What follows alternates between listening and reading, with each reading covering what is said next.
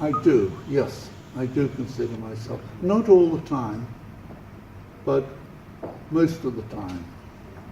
I think if we're happy all the time, there's something a little bit wrong, because there is pain in life as well.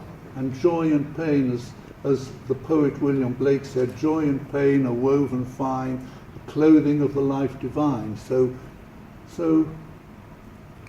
if we're happy all the time, there's something wrong.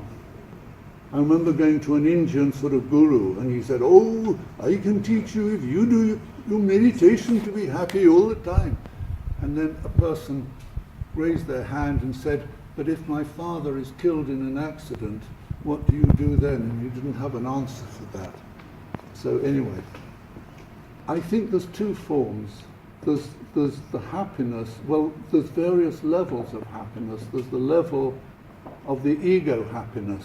If you say, "I like you, Serge, and you're a lovely person, I'll feel happy." Or if, something good happens in my life, I put my money on a horse and it wins and I get some money and I'm happy from the outside. But I think that there's a deeper level, and the deeper level of happiness is joy, is being connected to ourselves and being connected to the great mystery of the world. There's a place of being connected to the mystery of life,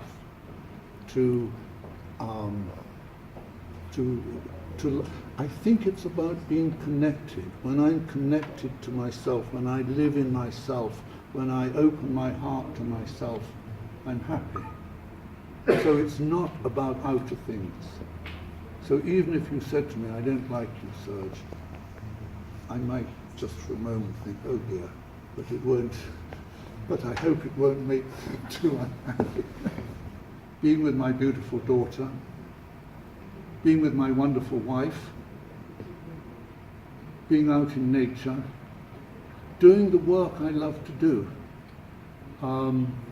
Albert Schweitzer said, "I don't know what makes you happy, but what I know is that when I serve, I feel happy." So when I'm doing the work that is true for me, I felt happy doing this lecture. I feel happy talking to you now, because I'm connected to myself. I'm doing the work I'm supposed to do. And if I do things that are not true for me, I'm not happy. So, and I love being out in nature. I play a lot of sport. I love playing tennis. So doing things that fill my heart with pleasure. And it makes me happy to write my book. It makes me happy to hang out with people and being with my friends. There's many things that make me happy. No. Money can't buy me love. You buy me a diamond ring, my friend, everything's gonna be alright. I don't care too much for money. Money can't buy me love. No. But it makes things easier a little bit.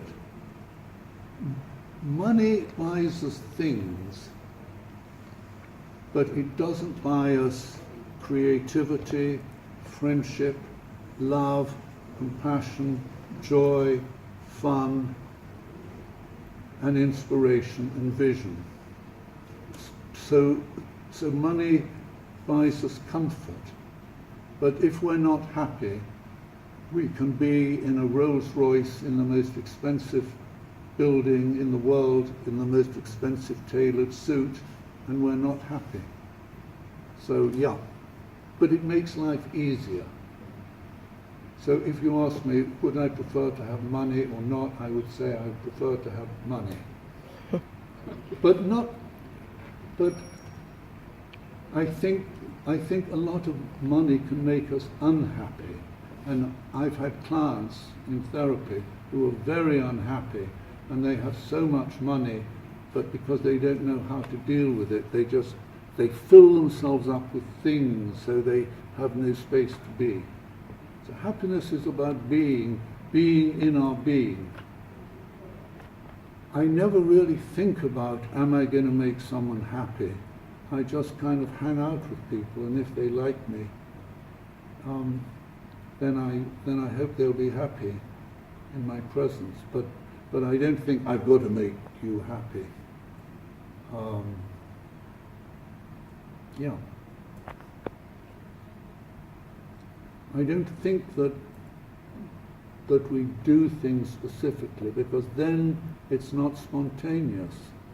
I think when life connects to itself, that a space of happiness opens up. I mean, it seems that in this talk, it's made a few of you happy, if you felt inspired. So I just did my thing. Yeah, I think that the more that we can be us, the happier we are. I think our own happiness is infectious. That there's a woman I sort of work with in a new institute I've begun to work with, and she's very bubbly and joyful. And when I'm in her presence, I feel very good. You know, she's not trying to be other than who she is, but she's sort of bubbly. You know, and so she lifts me. And so I think our consciousness affects those around us.